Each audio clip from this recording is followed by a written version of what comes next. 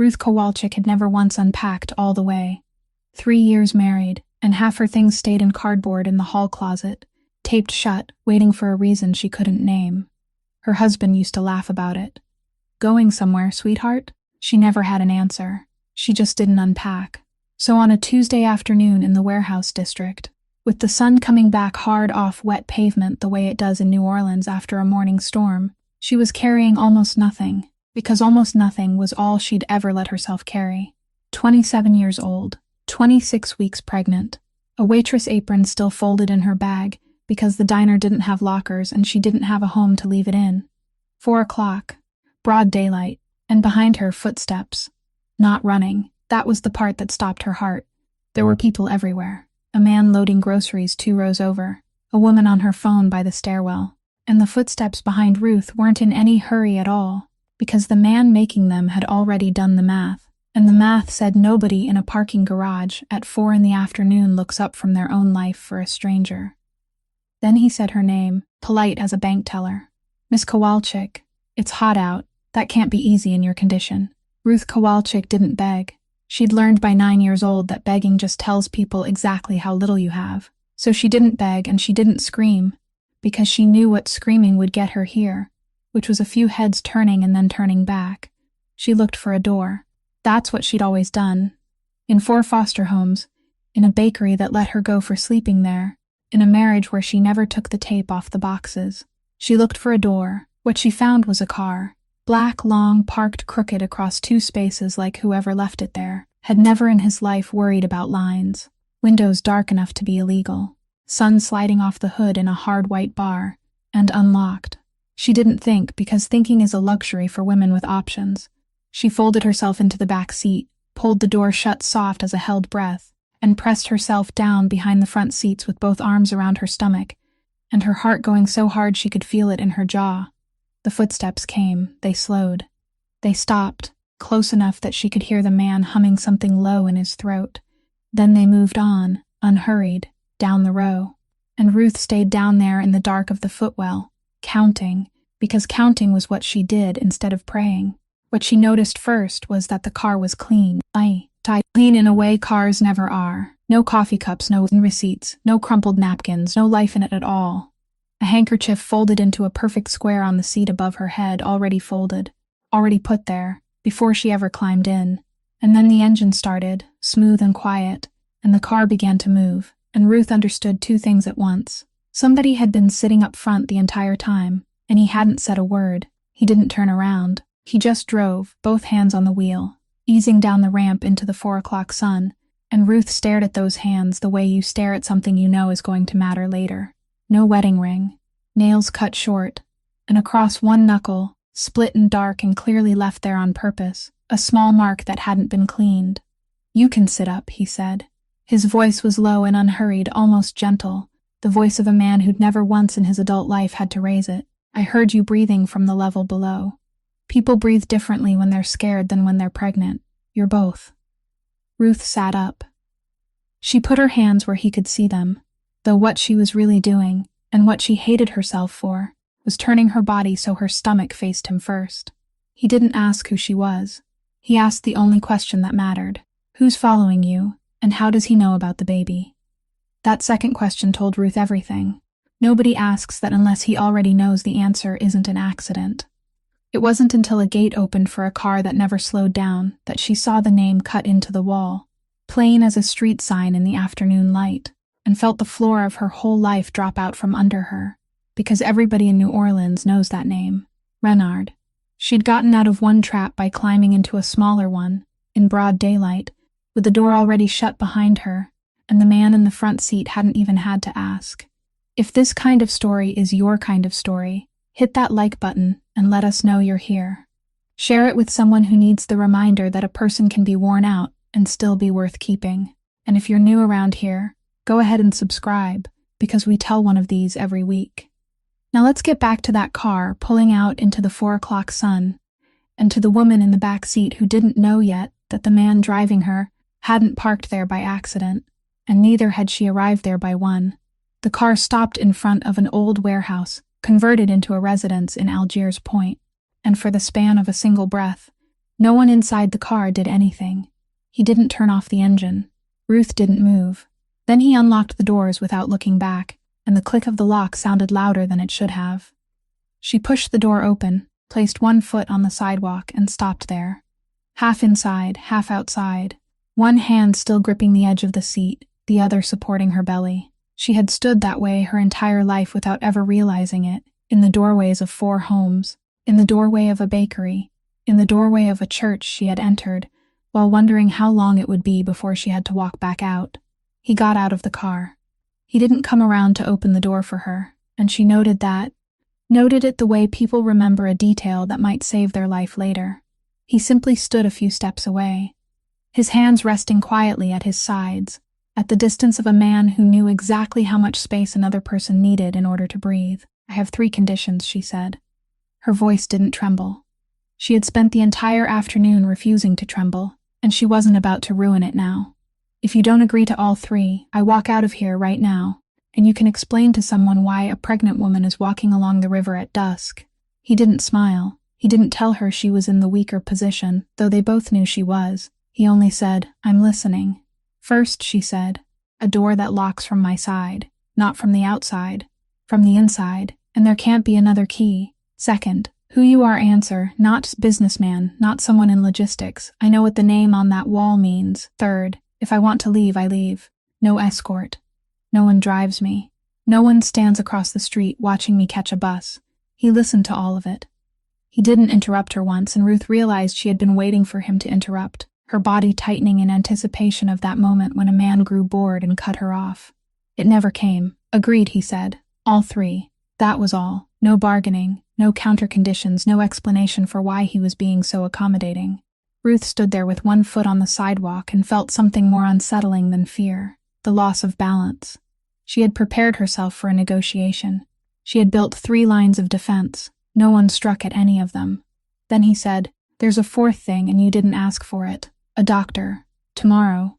"No," she said, and the word came out before she had even heard herself say it. "No." He didn't argue. That frightened her more than anything had so far, more than the footsteps, more than the gate opening for a car that hadn't slowed down. He didn't argue. He only nodded once, as though entering a figure into a ledger, and said, "I'll ask again the day after tomorrow."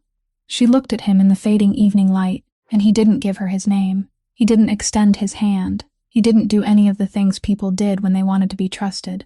So she said it for him. "Renard," she said.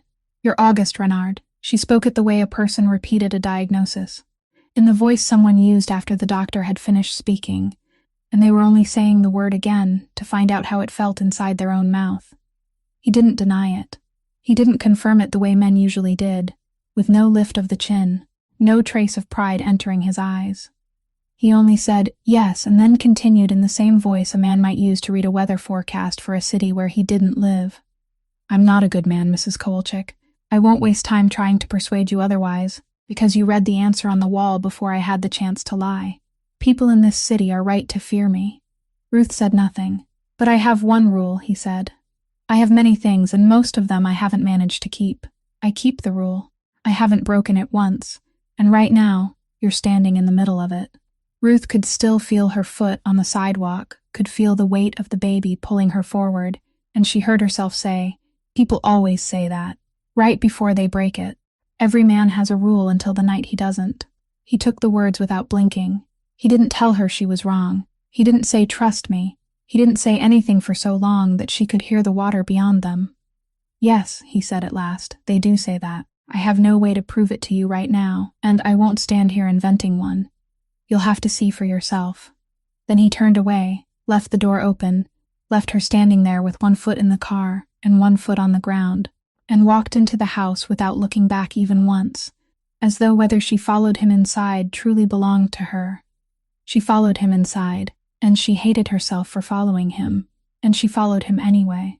The interior looked nothing like what she had prepared herself to see during the drive. There was nothing ostentatious about it. Nothing suggested that anyone living there cherished anything at all. High ceilings, polished concrete floors, a few pieces of furniture placed with such precision that they looked as though they hadn't been moved since the day they were first set down. It was clean in exactly the same way the car was clean, and Ruth understood that those two things belonged to the same man. She didn't sit. He gestured toward a chair, and she didn't sit, and he didn't offer a second time, and she noted that too. She stood beside a support column with her purse still hanging from her shoulder, her apron still folded inside it, one foot drawn slightly back toward the door, by a reflex she had possessed long before she knew it was there. He removed his jacket and draped it over the back of a chair, and when he did, she saw his hand again, the mark across his knuckle. It looked darker beneath the indoor lights than it had under the 4 o'clock sun. "You haven't wiped it off," she said. He stopped. Then he looked down at his own hand, and for 1 second, only 1 second, his face did something she hadn't expected. He looked like a man who had just discovered something on his own body that he had forgotten was there. "No," he said, "I haven't." She had been constructing his answer in her mind throughout the entire drive. She had arranged it carefully, the way someone sets a table. This man had just done something to someone, and she had been sitting in the back seat of whatever that something was, and she would have to live with the fact that she had chosen that car. She had prepared herself to hear a lie. She hadn't prepared herself for this. "It's mine," he said. Ruth didn't understand. She stood there without understanding, and he saw it. And then he did the thing he would continue doing throughout the rest of the story. He told the truth even when a lie would have made him look like a better man. "I had a meeting in that parking garage this afternoon," he said. "Someone sent me a message. That person wanted to change sides. Said there was something to sell, something connected to a man named Vesey, and that person chose the time, chose the level, even chose the parking space. I arrived early, I sat in the car, I waited." He paused for exactly 1 beat. "No one came," he said. Ruth still didn't move. "And when I understood what that meant, when I had been sitting there long enough to know for certain that the person wasn't caught in traffic, hadn't changed his mind at the last moment, but had never intended to come at all, I got out of the car and punched the concrete pillar beside it. Once." He said it in the voice of a man reading a line from an inventory. There was no shame in it, no pride either. Only an event that had happened and had now been entered into the ledger. "Then I got back into the car," he said, "and I didn't understand why I had just done it. I don't do things like that, Mrs. Kowalczyk. I haven't done anything like that in many years. There are people who have worked for me their entire working lives and have never heard me raise my voice. That is the only thing I truly have." "Then, why didn't you wipe it away?" Ruth said. "Because I wanted to remember," he said. "I wanted to remember that I am still capable of doing that. It's very easy to forget." Ruth looked at him for a long time. She looked at him until the silence began to carry weight, and she allowed it to become heavy, because she was calculating, and she had been calculating since she was 9 years old, and she was very good at it. She had hidden inside a car. Of all the cars in that parking garage, she had chosen the car belonging to the man who had lost control for the first time in years. She had lain on the floorboard, less than an arm's length from that hand, counting, while he sat in the front seat with what he had just done still fresh across his knuckle. And she was the only thing that had emerged from that afternoon, not the man who had sent the message. Not the thing August had gone there to buy, her. Then he added one more sentence, and he wasn't speaking to her. She knew immediately that he wasn't speaking to her. He was speaking to the concrete floor, or to himself, or to some place inside his mind where she wasn't allowed to enter. "People don't summon me somewhere and then fail to appear," he said. "That doesn't happen. It has never happened." And then he said nothing more.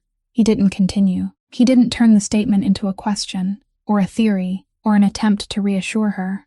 He only stood there with his unwiped hand, silent, like a man who had just set down a piece of a puzzle, without knowing where it belonged. And Ruth, standing beside the support column with 1 foot drawn back toward the door, felt a small chill creep along the back of her neck. Something she couldn't name. Something was wrong. She didn't know what it was. The upstairs room had a door, and the door had a bolt on the inside, and the bolt was new, installed not long ago, with the drill marks around it still clean. Ruth locked it before taking off her shoes. She stood there with her hand still resting on the bolt longer than necessary, testing it, pushing against the door from inside to see whether it would hold. And it did, and she didn't know what to do with that information. Then she sat on the edge of the bed and finally allowed herself to tremble. It came from her shoulders downward, not from her hands, and it wasn't anything like what she had imagined when people spoke of trembling. It was quiet. It made no sound at all. She sat there with one hand resting on her belly, and she said nothing to the baby, because speaking to the baby meant making promises to the baby, and she had nothing left to promise. So she counted instead. From the edge of the bed to the door was 7 steps at a normal pace, 5 if she had to move quickly. From the bedroom door to the top of the stairs, 11. The staircase had 14 steps, and she had counted them on the way up without meaning to count. From the bottom of the stairs to the front door, she didn't know yet. She recorded that blank space in the part of her mind where she kept unfinished things, and then she lay down on top of the blanket rather than beneath it, her shoes beside the bed with their toes pointing outward, and she slept the way people sleep when the body has run out of ways to refuse. In the morning, there was a table. The table was what stopped her on the final stair. It had been set with too much precision. The fork lay perfectly straight, the knife parallel to the edge of the table, the napkin folded into a square, the salt and pepper placed beside each other at equal distances, as though they were 2 objects waiting to have their photograph taken. It wasn't the breakfast of a man who ate breakfast. It was the breakfast of a man who had studied a picture of breakfast and followed the instructions. Eggs, bread, and a glass of milk. Ruth looked at that glass, and something inside her chest did a strange thing. It folded in on itself. No one had bought milk for her in 7 months. No one had thought of it. She had bought her own vitamins at the corner grocery store, the cheapest kind, and she had calculated every single thing she put into her body, the way she counted loose change in her apron. And not once in 7 months had anyone placed anything in front of her, without making her ask for it. She nearly broke apart over a glass of milk. She stood on the final stair and nearly broke apart over a glass of milk, and she hated herself for it more fiercely than she had hated anything in a very long time. Because if someone could reach her so cheaply, then how long had she been living beneath even that price? She sat down. She drank every drop. He sat at the far end of the table, with a cup of coffee resting untouched before him, and he said nothing, and he didn't watch her drink. He looked away in exactly the way a person looks away when he knows precisely what he is doing. Then Ruth set down the glass and began to speak, though he hadn't asked her anything. She spoke because she was afraid, not afraid of him, but afraid that if she remained silent, he would sit there believing that a glass of milk was enough to buy her, and she would rather give him everything she had than let him think her price was that low. Her husband's name was Wesley Trumbo. He was an electrician. Or that was what people had told her, and she had believed it for 3 years, believed it the way people believe things they have no reason to examine. He went to work. He came home. He owned a toolbox she had never opened. Then there was a fire at a construction site across the river, and people knocked on her door before dawn, and they spoke to her in words arranged so carefully that she understood at once those words had been rehearsed. She told him about the funeral. She didn't say much. She said only a few people had come, and she said she hadn't known any of them, and she said she had stood there shaking hands with men whose names her husband had never once mentioned, and not one of them had cried. Then, 2 weeks later, a letter arrived. It came in a white envelope with a plastic window, exactly like every other envelope. She had opened it in the kitchen while standing because she had assumed it was some kind of routine paperwork. Inside were 3 words, awaiting further investigation. Ruth sat at the table that had been set with too much precision and spoke those 3 words aloud, and she realized her voice still wasn't trembling, and she didn't know whether that was a good thing or evidence that something inside her had broken a very long time ago. He didn't interrupt her once. The house disappeared before she even understood that it was going. There were documents, and the document said the loan wasn't hers but the house was, and somewhere in the space between those 2 things was a gap wide enough to swallow an entire life. They gave her 1 afternoon. Ruth finished packing in 40 minutes. She told that part in the voice people used when telling a funny story, and it wasn't funny, and she knew it wasn't funny. But she had practiced telling it that way because she couldn't tell it the other way. The neighbor across the fence told her she was the strongest person she had ever seen. Anyone else on that street, if people came to take their house, would have needed 3 days, 4 days. They would have stood in the middle of the living room holding a plate and not knowing which box it belonged in. Ruth needed 40 minutes, and she was the only person on that entire street who understood why. Half her belongings had never come out of their boxes. She only had to tape the 2 open ones shut again, and carry them outside. She didn't tell him that part. She told him about the 40 minutes and let him understand the rest on his own, and she watched his face and knew that he had. She told him about the storage room. It was behind Delphine's in the Bywater, and the owner had died a long time ago, and Ruth wasn't sure who ran the place now. But there was a folding chair inside, and there was a door, and the door had a bolt. She worked the afternoon shift.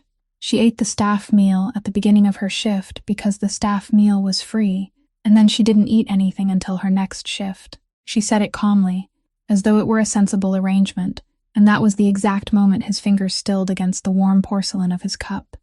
She told him about Odell. She hadn't known his name at first. At first, he was only a man who sat at the table by the window, ordered coffee, paid, and left a tip. He never sat in her section. That was the first detail that frightened her. He sat in someone else's section so he could watch her work without having any reason to speak to her. He did that for weeks. Then one afternoon, he had a package of diapers delivered to the diner. Not delivered to her. Delivered to the diner, addressed to her, and left right there at the counter where everyone could see it. Inside was a handwritten note in beautiful script, the kind of handwriting people used to learn in school a long time ago.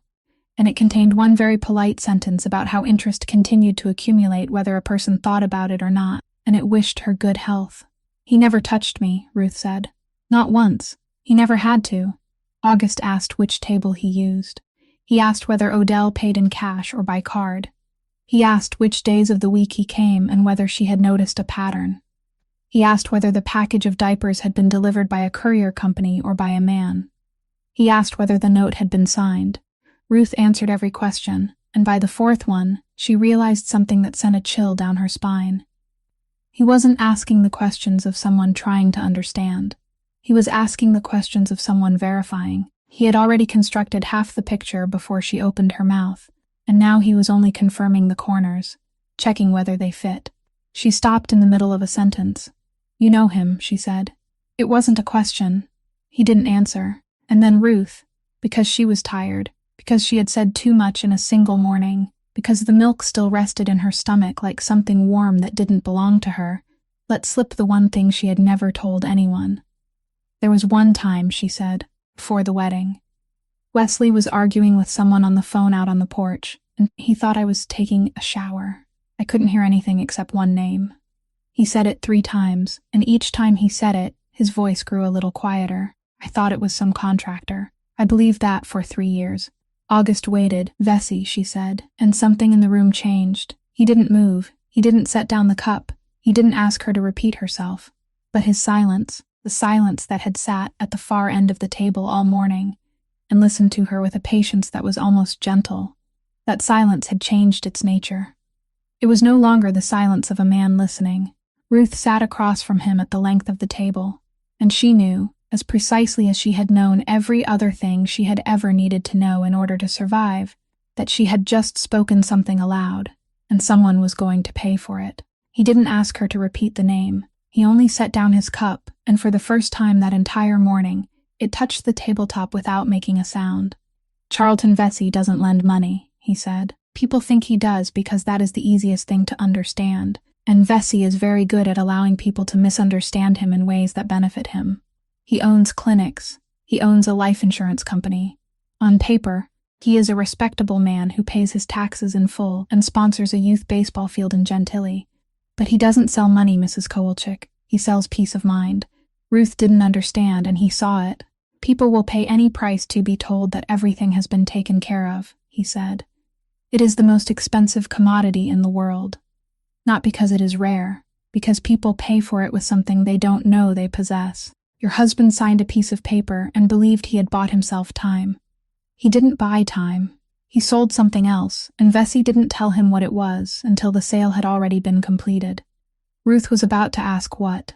She didn't get the chance. Footsteps sounded outside the door, and a young man walked in, holding an envelope, greeting August in the voice of someone who had offered that same greeting there many times before.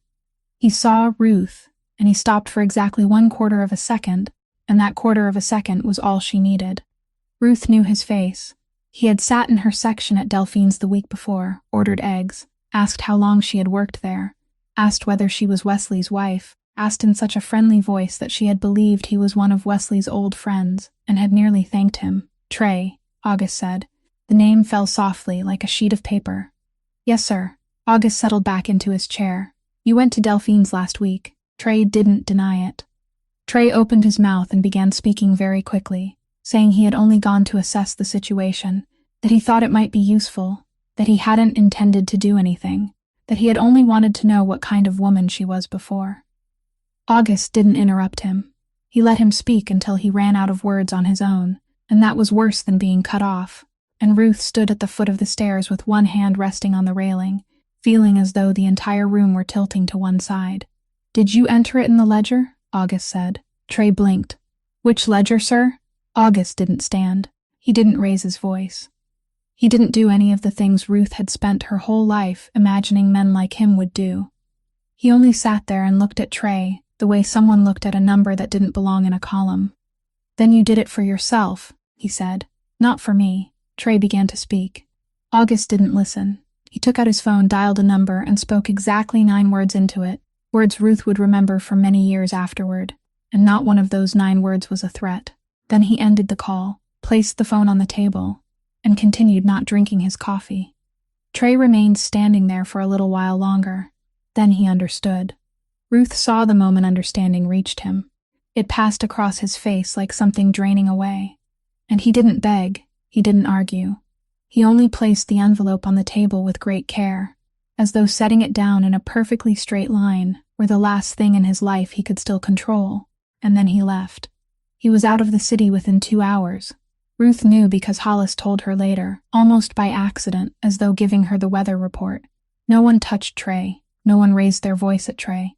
Nothing happened to Trey except that the logistics of an entire life were rearranged in a single phone call. Ruth was still standing at the foot of the stairs. "Do you do that to everyone?" she said. He looked up, and he looked at her for a long time, and he didn't try to make the answer sound kinder than it was. "I do it to people who forget there is a ledger," he said. And Ruth stood there with her hand on the railing and understood the most frightening thing about the man who was allowing her to sleep beneath his roof. It wasn't that he could hurt someone. She had met men who hurt people before. She could recognize them by the way they stood. It was that he could erase an entire life from a city with 9 words, without anger, and then he would enter it in the ledger. The next day, he said nothing at all. That was the part Ruth hadn't anticipated.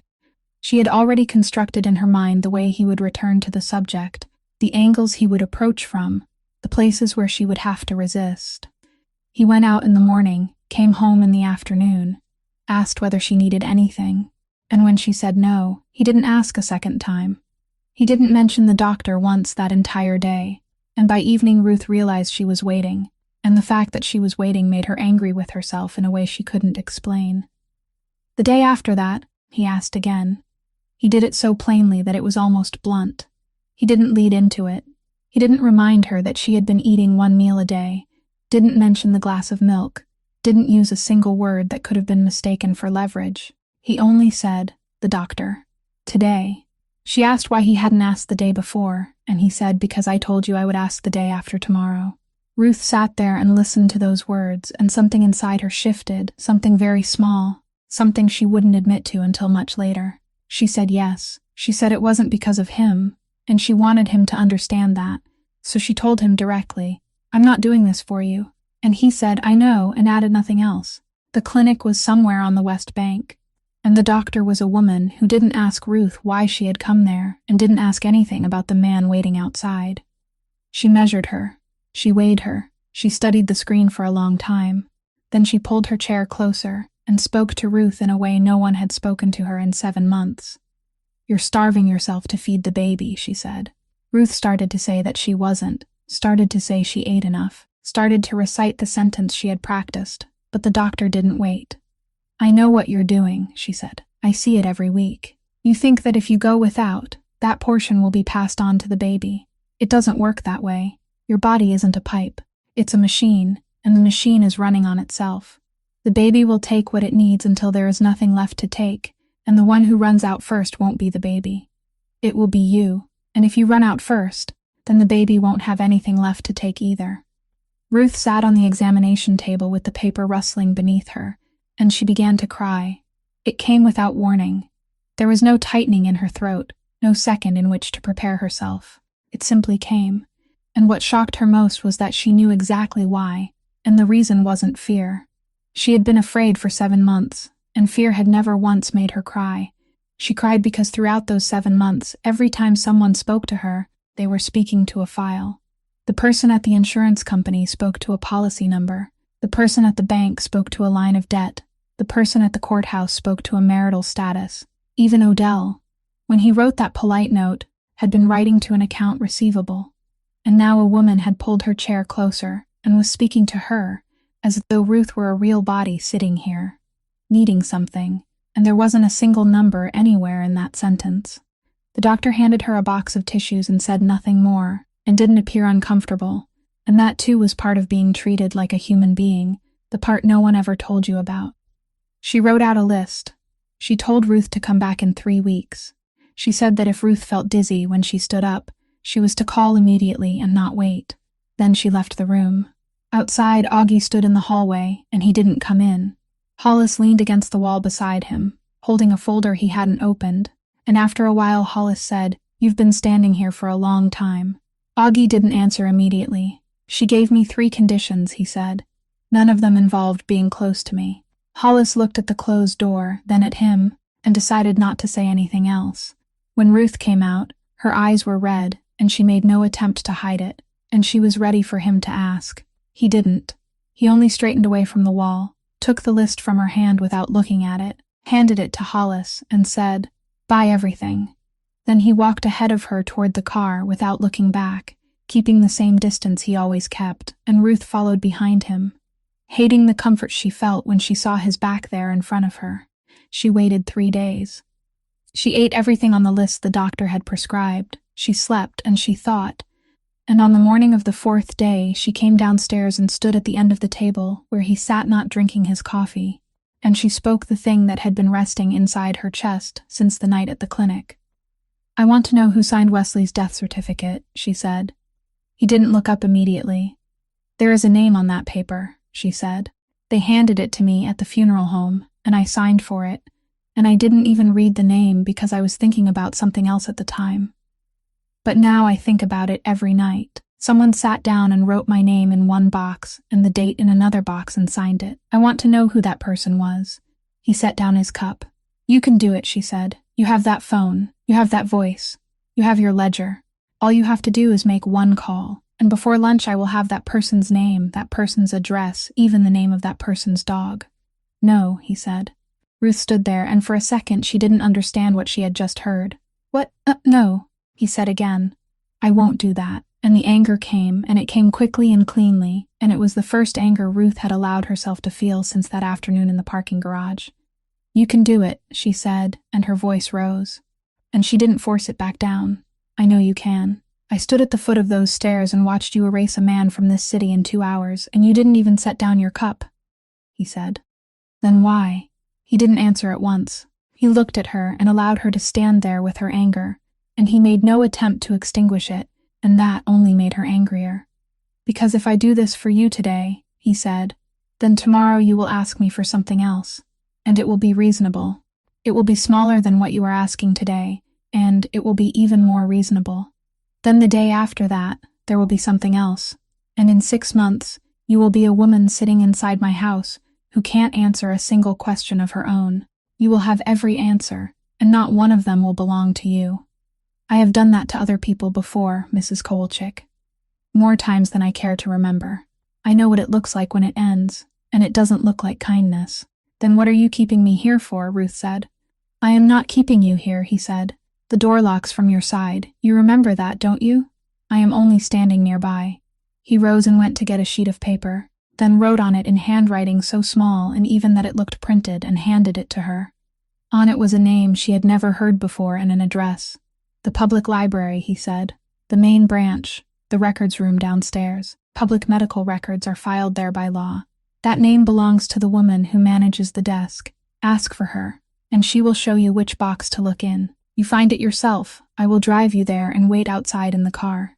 That is all I will do." She stared at the paper in her hand for a long time, and the anger didn't disappear. It only changed into something else she couldn't yet name. He drove her there. He waited outside in the car.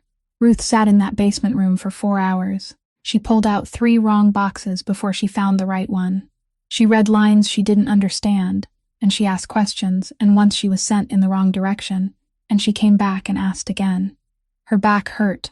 She had to stand and walk around twice because the doctor had told her to, and by early afternoon she found it, a name. The signature leaned toward the left. Ruth sat in that basement and stared at the name, and she didn't feel victorious.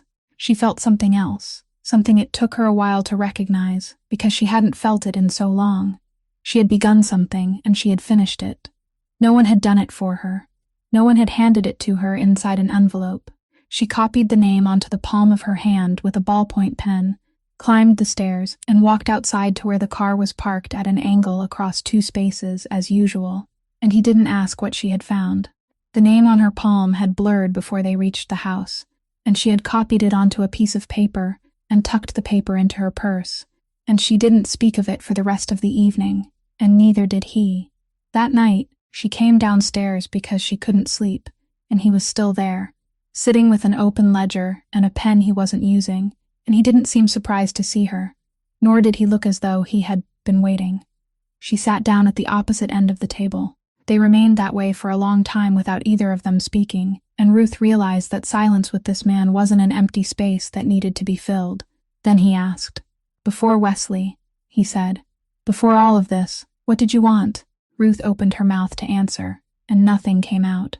She sat there and understood something that chilled her more deeply than anything Odell had ever written on a piece of paper. No one had ever asked her that question. Not one person.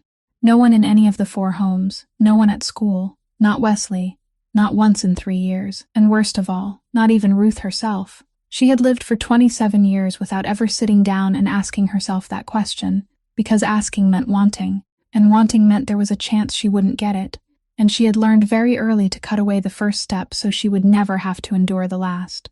Then the answer came, and it came so easily that it frightened her. "Bread," she said. He didn't laugh. "A bakery," she said. "A small one. The kind that opens at 4 o'clock in the morning because it has to open at 4 o'clock, not because anyone orders it to. It would smell of rising dough before the sky grew light. There would be a few trays and an oven, and no one inside but me until the sun came up." She continued before she could stop herself. When she was 19, she had worked at a bakery on Magazine Street. She washed trays. That was the whole job, washing trays, and she did it well, and every evening she stayed after her shift, simply to stand in the kitchen doorway and watch the owner knead dough. He didn't teach her. He didn't even like her. But he didn't make her leave the kitchen doorway, and for months she had lived on that alone. Then one night, she fell asleep there. She hadn't meant to. She had only sat down beside the oven while it was still warm, and in the morning he found her there, and he dismissed her that same afternoon, and he wasn't angry at all. He only said he couldn't allow that kind of thing in his bakery. "You lost your job because you didn't have a home," he said. Ruth looked up. "That isn't a reason someone should lose a trade," he said. She couldn't answer him.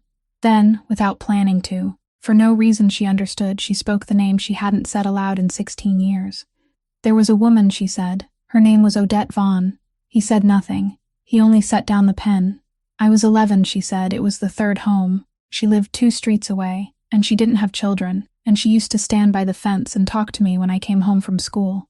Then one day, she submitted an application." Ruth stopped. "She painted a room," she said. "Upstairs. She painted it herself, alone, at her age. She bought a bed, and she took me upstairs and opened the door and told me to go in and look. I stood on the threshold. I remember standing on the threshold because I didn't know whether I was allowed to step inside. 3 weeks before the papers were supposed to be signed, she had a stroke."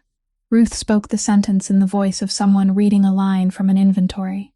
"I never slept in that room," she said. He didn't comfort her. He didn't say that the woman must have loved her very much. He didn't say that life wasn't fair. He didn't reach across the table. He sat in silence for a long time, and then he asked only one question. "Did she tell you that it was your room?" he said. Ruth blinked. "Yes," she said. "She did. She said, 'This is your room.' Then it was your room," he said. "The bed was only furniture." Ruth sat there at the opposite end of the table, and she didn't cry and she said nothing, and something inside her chest, The thing that had been sealed with tape and stored in a hallway closet for 16 years, shifted a little, only a little. Not enough to open, but enough for her to feel that it was still there. Her belongings were still in the storage room behind the diner, and eventually she had to go back for them, and Augie drove her there and waited outside because she told him to wait outside. Marisol opened the back door for her. She didn't ask where Ruth had been for the past 5 days. She didn't ask about the black car parked at an angle at the end of the alley. She only handed Ruth a fresh roll of tape and said, "Let me hold the other end," and then she held the other end. There were 4 boxes. Ruth had been using 2 of them, their lids open, the things inside wrinkled and disturbed in the way the belongings of a person who is still living become disturbed. The other 2 were still sealed with tape. The edges of the tape had yellowed. It had been placed there 3 years earlier, inside a house that now belonged to someone else, by a woman who had believed she would open those boxes over the weekend. Marisol looked at the 2 boxes, then looked at Ruth, and she said nothing, and turned away to arrange some bottles. Ruth sat down on the floor and opened the first one, winter clothes. A gray sweater, a scarf, a hooded coat she had bought at a thrift store when she was 21, and had carried with her through 4 addresses ever since. She hadn't worn it once in New Orleans. No one had ever worn it once in New Orleans.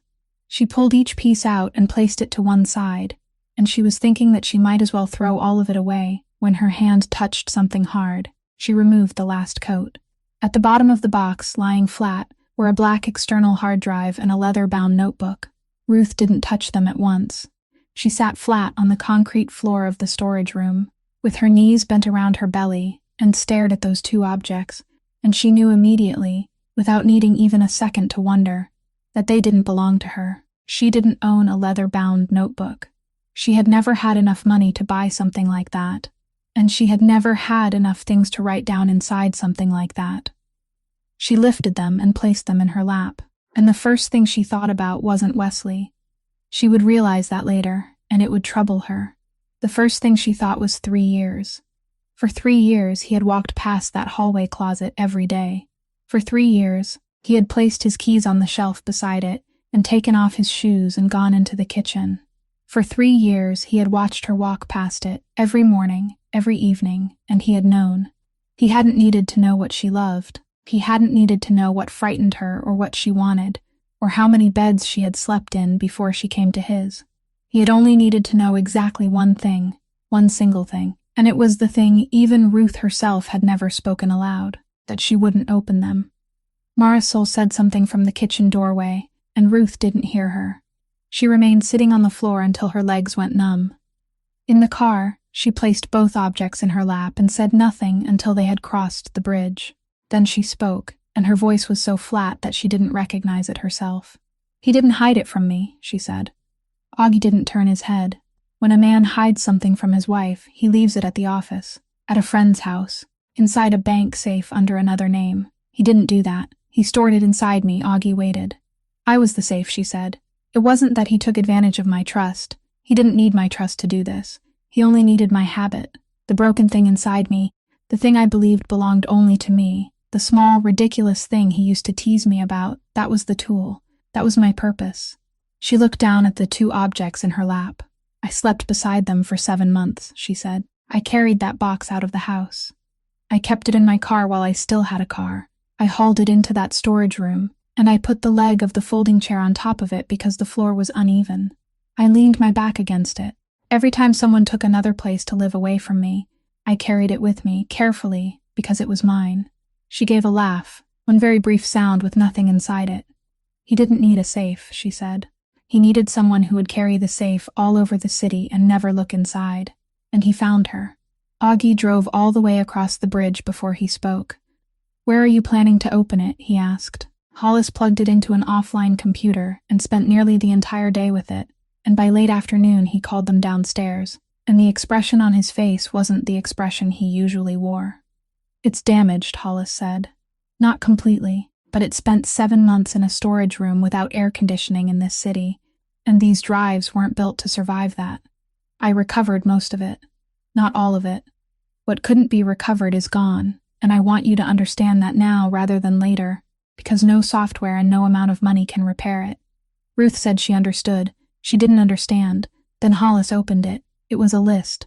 It was so long that he had to scroll for a very long time, and it was organized with the neat precision people used when they did this often and did it professionally.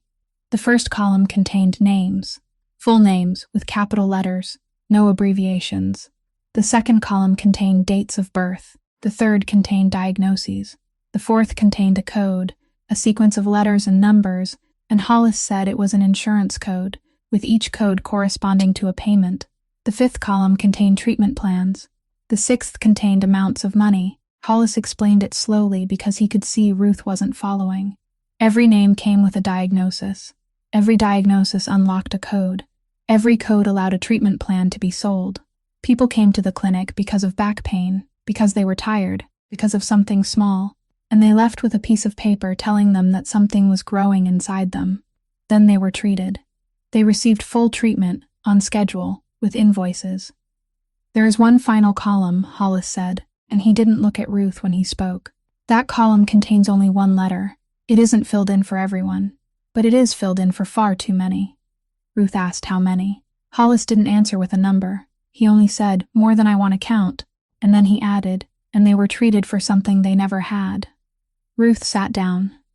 She sat because the doctor had told to sit whenever she felt dizzy, and this was the first time she obeyed that instruction. She looked at the screen and saw people's names. Not files, not numbers, people's names. There was a woman whose name resembled the name of the diner's former owner. There was a man whose last name was the same as a street. There were two people with the same surname, separated by one line, born 3 years apart, and Ruth stared at those two names for a very long time. Then there were the damaged places. They didn't appear as neat blank spaces. They appeared as garbage. A readable line would suddenly dissolve into characters that weren't, letters, hooks and squares, and things that meant nothing to anyone, stretching across several lines, before returning to normal, as though nothing had happened. Ruth pointed to one of those places and asked Hollis what it was. That was a person, Hollis said. I couldn't recover them. That night Ruth asked for a new notebook and a pen, and she sat down at the table that had been set with too much precision, and she began to copy, by hand, one line at a time. She copied slowly because she wanted it to be accurate, and she read every name aloud inside her mind as she wrote it down, because she believed that if she only looked, she might slide past them, and she didn't want to slide past anyone. By midnight, her back hurt, and she stood and walked twice around the table before sitting down to continue. When she reached the first damaged section, she stopped. She sat there for a long time with the pen suspended above the page. Then she counted the number of corrupted lines on the screen, and she left exactly that many blank lines on the paper. And she drew a small mark in the left margin, beside each empty line, and then she continued. She did that every time. Hollis passed through near dawn, saw her still sitting there, and bent down to look at the page, and he didn't understand. You're copying the parts where there is nothing, he said. Ruth didn't look up. I don't know who they are, she said. But someone does. Someone is sitting somewhere in this city and knows exactly who they are. I am leaving space for them. Hollis straightened and walked away and said nothing else. Augie sat at the opposite end of the table throughout that entire night and watched her do it, and he didn't say a single word. She left the notebook for last. It sat at the corner of the table throughout the entire night while she copied the list, and she passed it many times without touching it, and only when the sun rose and she had finished copying the final line did she pull it toward her. Wesley's handwriting. She recognized it from the very first page, and something inside her took a step backward, because the handwriting of the dead was not something that should still be speaking. He wrote neatly. He wrote in bullet points. Ruth had never seen Wesley write anything longer than a grocery list, and now she was holding proof that he had been capable of making plans, that he had made them carefully over the course of months. And the plan was not the one she had constructed in her mind throughout the past 7 months. She had imagined a man who discovered something terrible, became frightened, and didn't know what to do. She had even imagined a greedy man who wanted money, who wanted a way out. There was no money in this notebook. There were prices written down and crossed out, and beside those crossed-out figures he had written one word, written it again and again across many pages, pressing the letters darker each time. Seat. He didn't want money. He wanted a place at the table. There was an entire page listing who sat at that table, how long each person had been there and who was growing weak. He had never intended to expose anything. He intended to give the list to Vesey and trade it for the right to stand on Vesey's side. He didn't want to bring Vesey down. He wanted to become Vesey. Ruth turned another page, and that was where she found herself. Not as a wife. She appeared in a column between other entries, written in the same size as everything else, and in his neat slanting hand he had written exactly 5 words. Wife signs quickly, asks no questions. Ruth read it 3 times, there were no adjectives. Nothing in it suggested that the person writing had felt anything at all for the person being written about. It sat directly beneath a line about where to rent a post office box, and directly above a line listing the business hours of an office. She was one step in a process. She was the step that worked well. Then she turned backward, because she wanted to know where the entry about her had begun, and she found it on a dated page, and the date was before the wedding, before he had even proposed. It was a list. 4 homes recorded in order, with the names of the families, one of which Ruth herself had forgotten. The bakery on Magazine Street, including the reason she had been dismissed, the date her parents died, and near the bottom, 1 line, 1 name, Odette Vaughn. Beside it were 2 words, deceased. Ruth sat perfectly still. He had known. He had known before the evening he sat on the steps of her old apartment and told her, "You can stay here." He had sat somewhere with this list and read through her entire life before saying those words, and he hadn't researched it to understand her. Ruth looked at the right-hand column and understood why he had done it. At the bottom of the page, after everything else, he had written a conclusion, and the conclusion said nothing about what kind of person she was. It only said, no connection to V. Clean. He hadn't been checking whether she was good. He had been checking whether she was safe to use. Augie stood at the opposite end of the table, and he didn't come closer, and he didn't reach for her, and he didn't tell her that none of it was her fault. You loved the version of himself he showed you, he said. That wasn't your foolishness. That was his craftsmanship. Then he fell silent. Ruth turned to the final page, and she turned it only because her hand was still turning pages, not because she wanted to know anything more. There was writing on it. Half a page. The same handwriting, the same pen, the same way he arranged everything in bullet points. And in the upper right corner there was a date, following the same habit he had used on every other page. Ruth looked at the date. She looked at it for a very long time. Then she raised her eyes, and for one moment there was nothing at all on her face. The date was after the funeral. Hollis brought the file downstairs the following afternoon, the portion of the paperwork he had managed to pull from the companies listed in the records, and he placed it on the table and said, "You should look at this," and then he left very quickly, and Ruth noted that too. 3 companies, 3 names that sounded like company names, the kind of names that meant nothing, the kind created to exist on paper rather than ever be spoken aloud. And at the bottom of each set of documents, in the final box on the right, was her signature. Ruth stared at it, and she remembered that day. She remembered it with such precision that it hurt.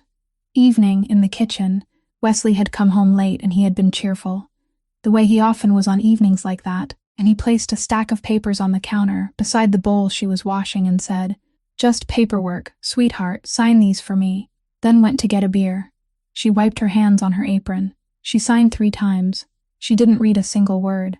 And the worst part, the thing that now sat inside her chest like a stone, was that she remembered the exact moment she had almost asked.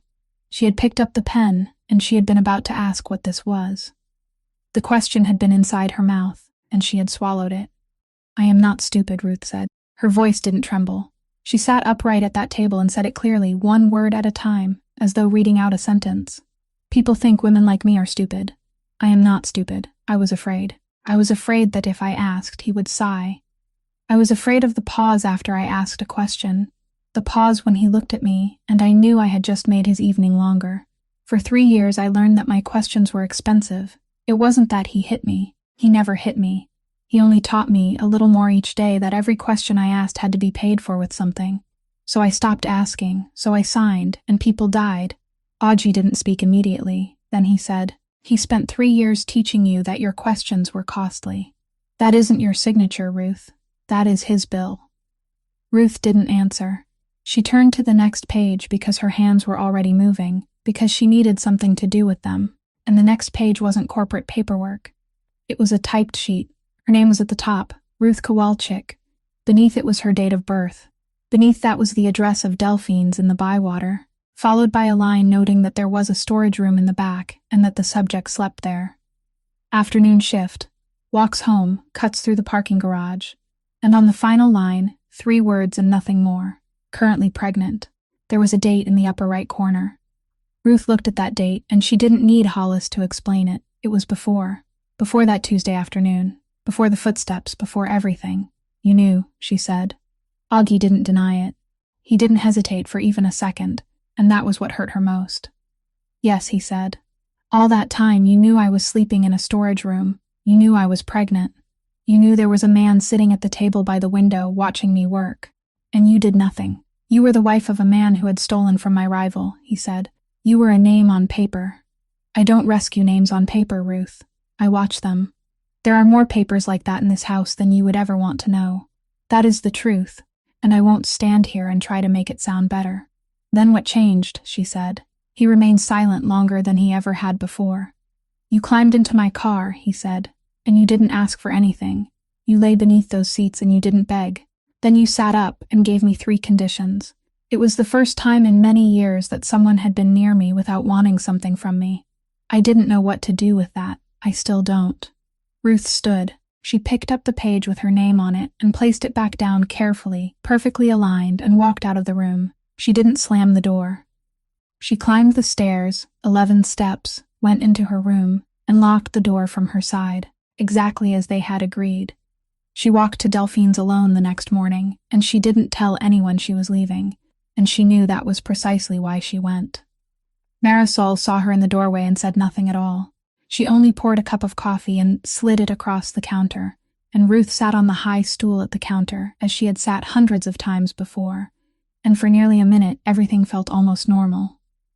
Then she looked toward the corner table. Odell was sitting there with a cup of coffee half finished and a newspaper folded into quarters. He didn't pretend to be surprised. He simply folded the newspaper again, set it down, and waited until she crossed the room and sat opposite him, because both of them knew she would. Mrs. Kowalczyk, he said. You look better. He didn't threaten her. That was what Ruth hadn't prepared herself for at all. He made her an offer. He laid it out as neatly as an insurance salesman reciting the terms of a policy, saying that his client wanted the hard drive, that his client was willing to pay, and then he listed what she would receive. A sum of money. The insurance claim that had been placed on hold would be released within 1 week, and he made it clear that he meant 1 week, not sooner, because he didn't want her to think he was exaggerating. And a house. He took an envelope from his coat and placed it on the table without pushing it toward her. The contract is already inside, he said. All you have to do is sign. And Ruth sat there knowing it was real. That was the worst part. She had lived beside empty promises long enough to recognize a genuine one when it sat before her inside an envelope. Vesey would pay. Vesey would rather buy the problem than do something else, because buying was cheaper and cleaner, and Vesey was a man who knew how to calculate. She could sign that paper, and within 1 week she would have a kitchen and a door and a place to put a cradle. No, she said. Odell didn't become angry. He didn't sigh. He adjusted his tie, one small movement, and spoke in the most courteous voice Ruth had ever heard anyone use with her. I am not threatening you, Mrs. Kowalczyk. I want you to understand that clearly. I only want you to remember, 6 weeks from now, when you are holding a baby inside a storage room, that you refused a house. I hope your principles are still worth the price by then. And Ruth. Because she was tired, because she hadn't slept, because there had been a stone inside her chest since the previous afternoon, asked the question she hadn't intended to ask. How much does he pay you? Odell smiled. It was the first time he had smiled, and it looked nothing like she had imagined. You think I am here for money, he said. I used to work for Renard, Mrs. Kowalczyk, many years ago. I was the man who went down to lock the doors of the warehouses at the docks. He signed the order at his desk on the 10th floor. I carried the padlock. Ruth didn't move. Then he created his rule, Odell said. No women, no children. Very admirable. Everyone in this city knows that rule, and everyone in this city respects him for it. But to keep the rule clean, someone had to be the dirty hand that day, and that person couldn't be him. So it was me. I was out of the city within 2 hours. He tilted his head. Have you seen him do that? It happens quickly. He doesn't even set down his cup. Ruth felt the floor tilt beneath her. I don't need Vesey's money. Odell said. I need one afternoon. One afternoon when August Renard has to sit there and watch something happen and can't stop it. Only one. I waited 8 years for an afternoon like that. He picked up his coffee, finished it, and set the cup down. Have you ever wondered why he was sitting in his car in that exact parking garage, on that exact level, at the exact hour your shift ended, he said. Who do you think sent the message that brought him there? Ruth sat perfectly still, and inside her mind, that entire Tuesday afternoon turned itself inside out. One detail at a time, the sunlight, the concrete pillar, the footsteps moving without any hurry along the row of cars. Without any hurry at all, she hadn't hidden inside that car. She had been herded into it. She had been delivered directly into his hands. Odell stood, left payment for the coffee, and left a tip. The diner wasn't large.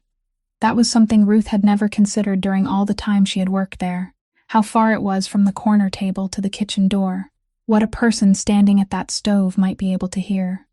Marisol had been there the entire time. She had stood there beside the griddle without making a sound, and she had heard everything from beginning to end, from the envelope to 6 weeks, from now to 8 years. Ruth was still sitting there. She was still sitting at the corner table, staring at the envelope Odell had left behind, and she didn't hear Marisol walk out, because Marisol was the kind of person who could cross an entire diner without anyone hearing her, and after 40 years behind a stove, a person learned how to do that. Ruth only heard the sound. One sound, nothing more. Brief and unlike anything that belonged inside the diner, followed by the scrape of a chair being pushed back, and by the time she managed to stand and reach the front, it was already over. Odell stood by the door. He was straightening his tie. On his forehead, just above his left eyebrow, a red mark was beginning to rise.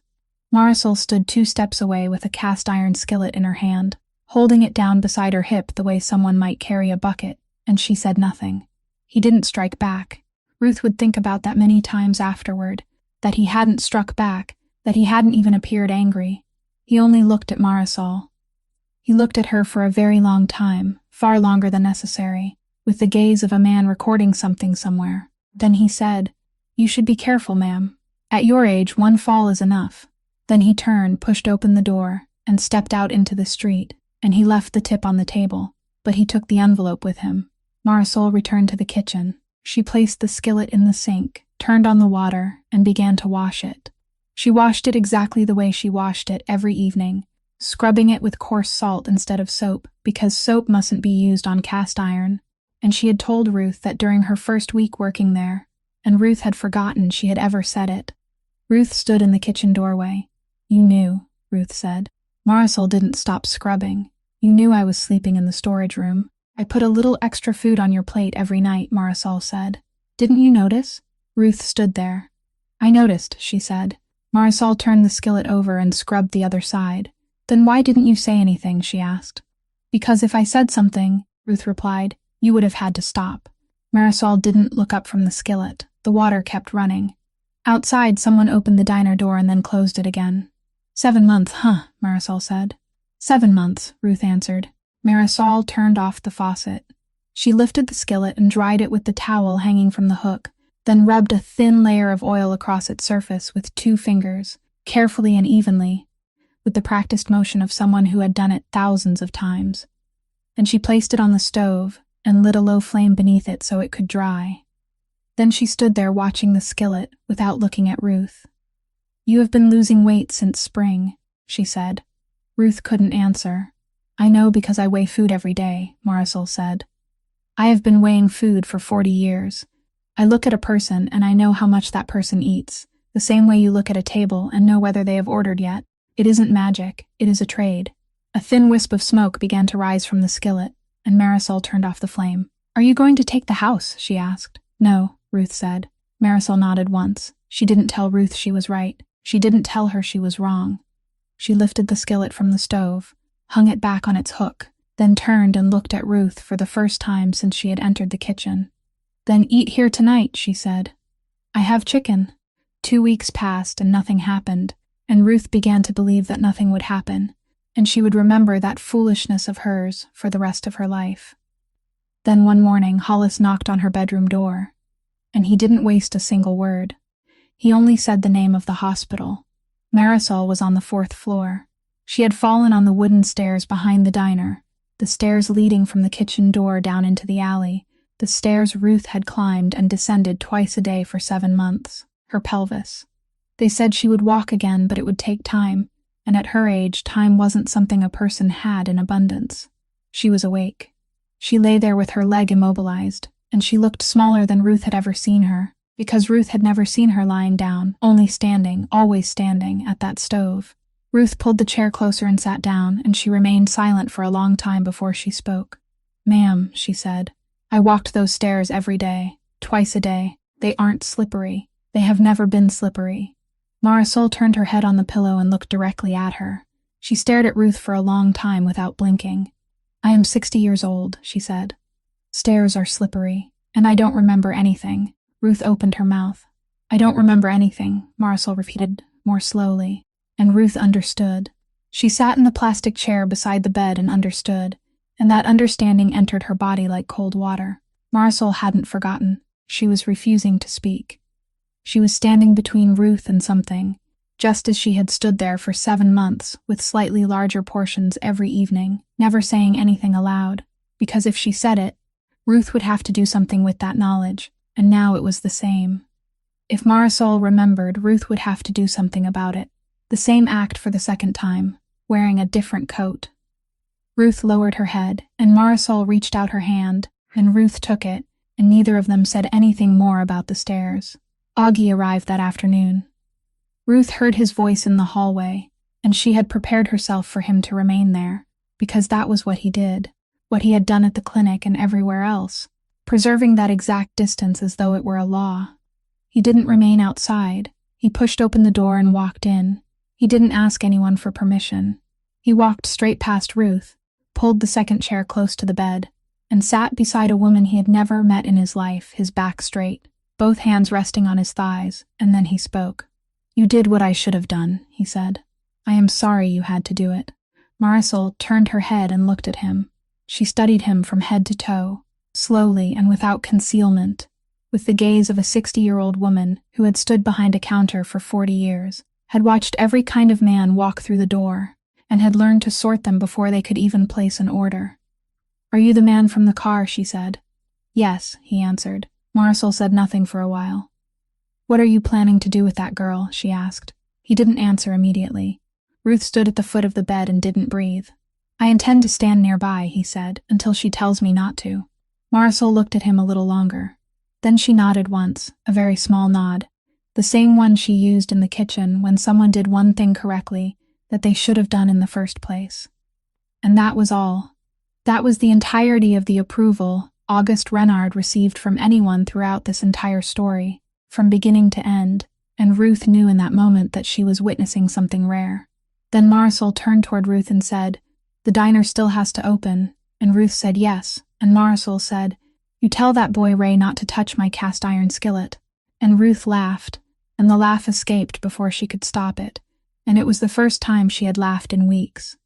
Hollis was waiting for her in the hospital hallway, and he wasn't carrying a single file, and that was the first detail that told Ruth this was different. He asked whether she could walk, and she said she could, and they went down to the parking lot, where he stood for a long time looking out at the street without speaking. Then he said, "I am about to do something that will get me fired." Bessie Sound found her, the day before yesterday. He didn't do anything to her. He went there, he was polite, he handed her a file, and he left. It was the smartest thing he has ever done in his life, and I say that with the respect one gives a snake. Ruth asked who she was, and Hollis told her. Many years earlier there had been a dispute at the docks. Nothing unusual, he said. It happened every 6 months, 2 sides fighting over the right to unload cargo along one stretch of the riverfront. The way people settled it wasn't with guns. They settled it by making sure the other side couldn't unload its cargo. And the way to make sure the other side couldn't unload was to seal off the warehouses. He signed an order, Hollis said, at his desk on the 10th floor, along with 12 other orders that morning. No fire. No one was touched. No one raised their voice. It was only logistics. That was the thing he was proudest of, the fact that he never needed to use the other methods. A family was living temporarily in that row of warehouses. A woman named Dolores Marchetti. She worked as a longshorewoman. She had a union card, and she had a young son, and she was staying in the warehouse while waiting for public housing. And public housing was always something people waited for. When the warehouses were sealed, the docks stopped unloading cargo. When the docks stopped unloading cargo, shifts were cut. She lost her job that very day. And with it, she lost her union health insurance, because the insurance depended on working hours and her hours dropped to zero. Hollis stopped. The boy became ill that winter, he said. The kind of illness that, with insurance, meant you took him to a clinic, waited 40 minutes, went home with a bottle of medicine, and that was the end of it. That appointment came too late. Ruth said nothing. He is grown now, Hollis said, and his voice changed, growing softer. He does well in school. He plays ball on the field behind the school. He reads more than I ever did at his age, probably more than you did too, Hollis said, trying to smile and failing. He wears hearing aids, and he handles them so naturally that it took me a while to notice. He is doing all right. He is a good boy. Ruth asked whether Augie knew. He knew from the first week, Hollis said. He sent money. He has sent money every month ever since, and I am the one who writes the checks. I have written that check more times than I have written anything else in my life. She hasn't accepted a single dollar, not one. Every month she sends it back. The same envelope, no letter, not one word. Only the check returned exactly as it was, and I enter it in the ledger. And the following month I write another one. Hollis looked out at the street. Do you know what was inside the first envelope? He said. It wasn't only the check. She returned the check and one other thing. Ruth waited. The braided leather cord, Hollis said. The one he wears. Ruth thought of it, the faded cord around his left wrist that she had seen every day for weeks and assumed was jewelry. Something he had bought somewhere, nothing more than a habit. It belonged to the boy, Hollis said. He has worn it ever since that day. I have worked for him for 8 years, and I have never asked why. I think I didn't want to know. Then he turned back toward Ruth. Now Vesey has given her the entire file, he said. Names, dates, the signature on that order. He doesn't need to do anything else. He has just placed a weapon in the hands of the only person in the world who has the right to use it. She came home and didn't wait until morning.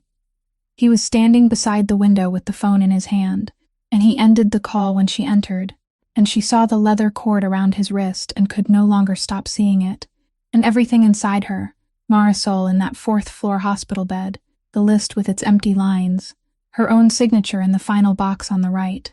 All of it rose at once and found somewhere to go. You aren't protecting me, August, she said. You're paying a debt.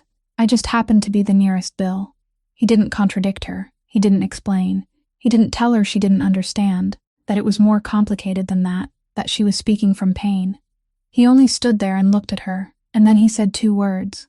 Maybe so. Then he took his coat and left, and the door closed very softly behind him. Hollis found her sitting on the stairs a while later. He didn't ask what she had said. He sat on the step below her and looked down at the floor. Do you know what the worst part is? He said. He will never mention those words again. Not because he forgives you, because he thinks you were right. 3 days. He didn't come home, and Ruth didn't ask. She sat with the leather-bound notebook every night, because she had nothing else to do with her hands, and she turned to the final page and stared at the date until the numbers stopped meaning anything. Then, on the 3rd night, she understood. It didn't come to her in a flash of revelation. She understood because she had read the entire notebook 4 times and had begun to think like the man who wrote it, and that was what made her feel sick. Wesley had learned everything from Vesey, every single thing, the habit of dating every page, the bullet points, and how to leave a false trail. And the final page wasn't a final page at all.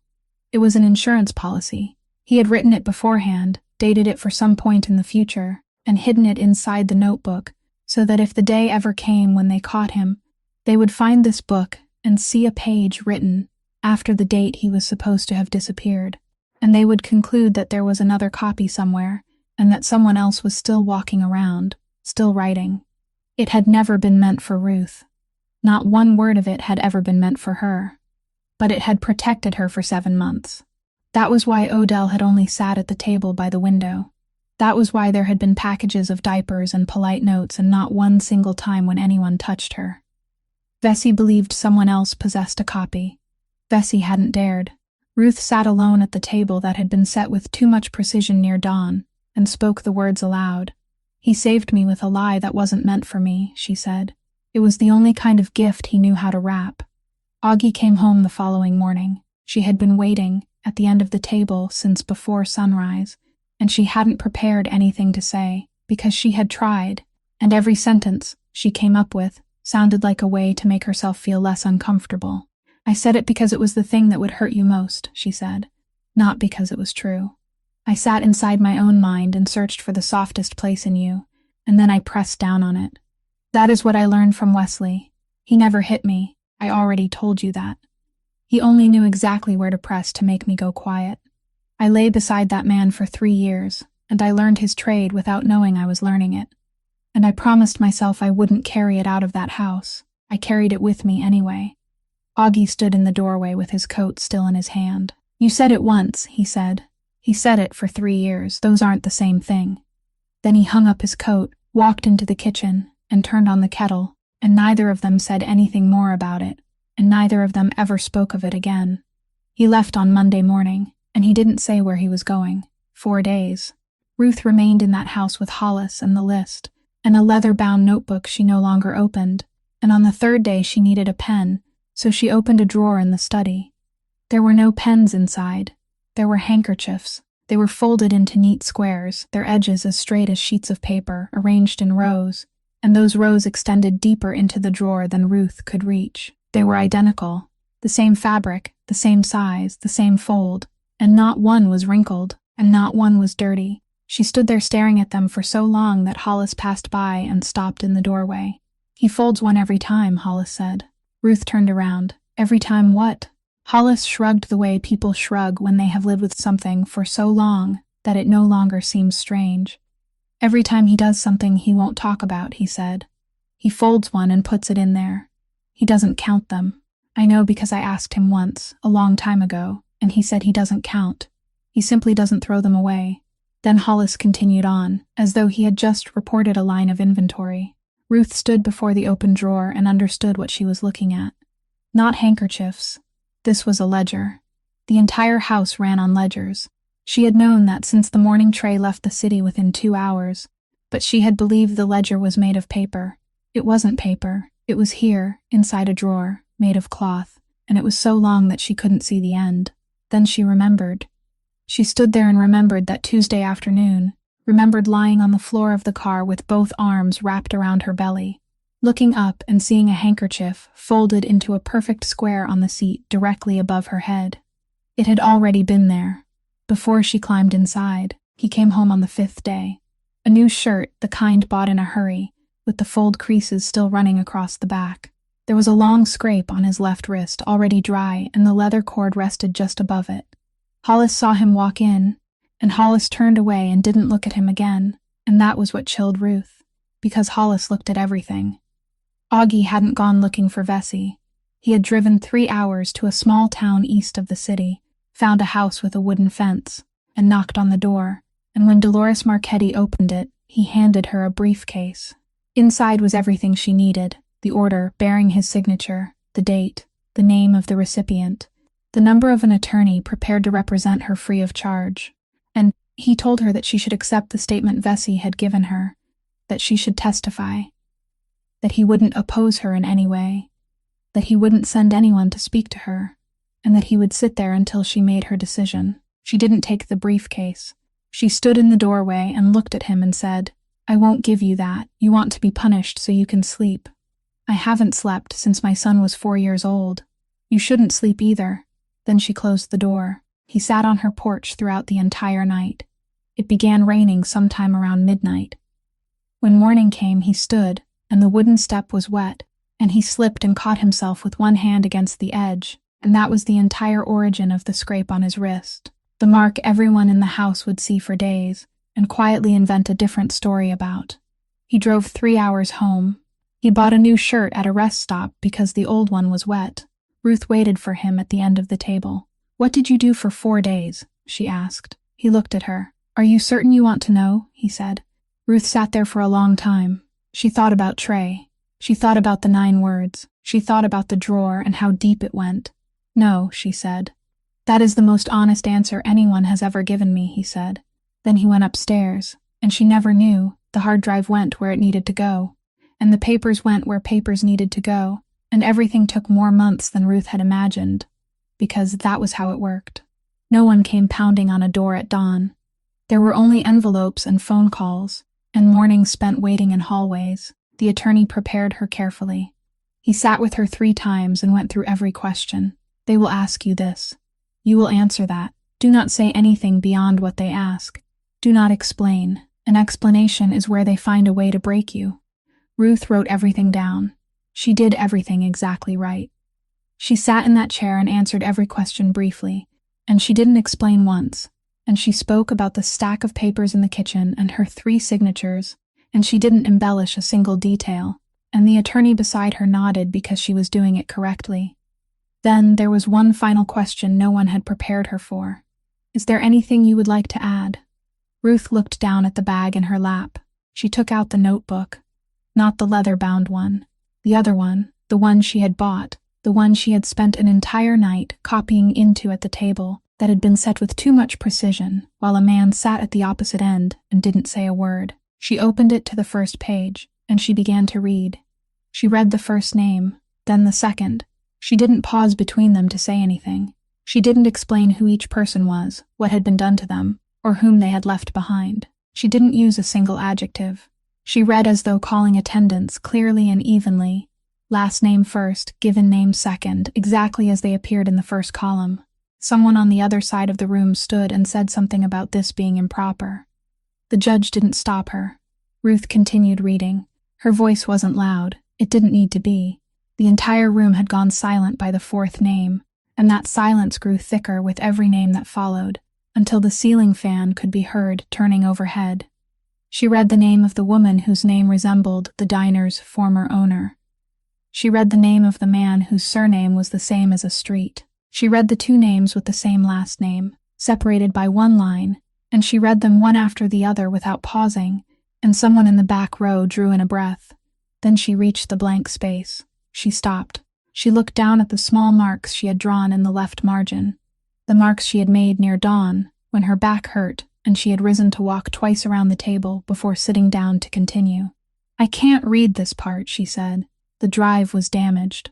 It spent 7 months in a storage room, and it was damaged, and no one could recover it. But someone knows who they are. Someone is sitting somewhere right now and knows exactly. I left space for them. Then she continued reading. She read the rest, 1 name at a time, all the way to the final one, and then she closed the notebook, placed it in her lap, and sat in silence. No one said anything. Charlton Vesey sat at his table in a gray suit, and throughout that entire morning he had held himself perfectly straight, but now he wasn't sitting straight anymore. He didn't look at Ruth. He stared down at the table before him, and in the light of that room, for the first time, he looked exactly his age. An old man sitting in a room full of people who had just heard the names of those whose papers he had signed. Augie sat in the last row. He didn't speak throughout the hearing. He didn't nod to her, didn't give her any sign, didn't try to catch her eye even once. He was simply there, and his presence was the entire answer to a question no one had spoken aloud. On the way out, in the hallway, Ruth passed a bench where a man was sitting. Odell stood as she walked by. He straightened his tie. And he nodded to her once, very slightly. Not to Augie. The baby was born one morning late in the month, a little earlier than expected, but not early enough for anyone to worry.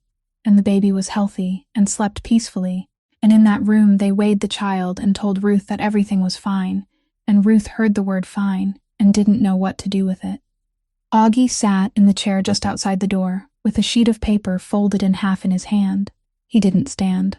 He sat, and he waited. And when Ruth sent him 3 words, "You can enter," he entered immediately, without a second of hesitation, as though he had been sitting there all morning waiting for those exact 3 words. Ruth handed him the baby. He received the child with the hands that had done things he would never speak of, the hands that had once struck a concrete pillar, and had once held a telephone and spoken 9 words into it, and he held the baby close against his chest, and Ruth saw his hands trembling. It was the first time. The paper was a form, standby legal guardian. His name was on it, and so was his signature, and there was a date in the corner, and the date was from the 2nd week. "You signed this in the 2nd week," Ruth said. "You kept a piece of paper in your wallet because you believed no one would come," he said. "I only wanted that piece of paper to be wrong." The insurance money was released after the trial. It was a large sum. It was enough to make everything different. Ruth sat with the letter for 3 days, and then she signed the entire amount over to a fund bearing the names of the people on that list, all of them, including the blank lines. And when they asked her how they were supposed to name the blank lines, she said to leave them blank because someone would fill them in. "That is money paid for a dead man," she said. "I won't build my bakery on it." She opened the bakery with a bank loan in her own name. She sat at that table and read the entire contract, every line, from beginning to end, including the fine print on the back, and she asked 11 questions, and every time she asked one, the employee had to open another file and look something up, and it took 4 hours, and people had to wait for her, and she let them wait. It was the first time in Ruth Kowalczyk's life that she signed a document after reading every word. Augie offered to invest. She said no. He didn't ask again 2 days later. She waited an entire week, and he didn't ask. "Why didn't you argue?" she asked. "Because you just did the one thing I have never been able to do," he said. "You said no to something you wanted. I won't take that away from you." Then one afternoon, he stood in the middle of the empty storefront on Dauphine Street with both hands in his pockets, looked around at the walls, and asked what color she wanted to paint them. Ruth stood still for a very long time. "Yellow," she said. He didn't ask why. He simply went to buy the paint. The bakery needed someone to wash trays on weekends, and Ruth placed a notice in the window, and 4 people applied, and one of them was a woman named Dolores Marchetti, and she didn't know who stood behind the bakery, and Ruth hired her because she was skilled, and because she arrived 15 minutes early and waited on the porch instead of knocking before the appointed time. One Saturday morning, her son came to wait for his mother to finish work. He sat in the corner where there were 2 mismatched chairs, opened a thick book, and read, and he ate a cream puff, and when Ruth asked whether he wanted another one, he looked up, pointed to his hearing aids, and said, "Please look at me when you speak. It is all right, everyone forgets." Then he smiled and said, "Please, I would like another one." Augie stood behind the counter, and he couldn't say a word. Ruth walked past him with a tray in her hands and spoke softly, just loudly enough for him to hear. "You don't need her to forgive you," she said. "You only need to stop making payments and start paying wages." 4 o'clock in the morning. The smell of rising dough. The baby sleeping in a cradle beside the oven, the warmest spot in the bakery. Outside, rain began to fall, the kind of rain that had been pouring over this city since before anyone lived there. And Ruth stood with both hands in the flour and listened to it striking the roof. And for the first time in her life, she heard the rain without counting the exits. There is one thing this story hopes to leave behind. A person's dignity doesn't lie in how much they possess, but in whether they are allowed to ask questions. Ruth spent 3 years learning that her questions were costly, and an entire season learning again that they weren't. Helping someone doesn't mean doing everything for them. Respecting someone means not taking their place, driving them to the library, and then waiting outside in the car. And making amends doesn't mean sending a check every month so you can sleep peacefully. It means paying people for their work, on time, at the proper rate, and looking them directly in the face when you speak to them. None of us is entirely clean, but every one of us can choose to stop making payments and begin paying wages. If this story touched something inside you, please subscribe to our channel, press the like button, and share it so that together we can listen to more beautiful stories every day. How did Ruth and August's story make you feel? Do you think Ruth was right to refuse that money? Leave a comment and tell us what you felt deep inside your heart. We read every single line. We wish everyone watching this video abundant health, a joyful life, and peace in every day. Goodbye for now, and we will see you again in the next video.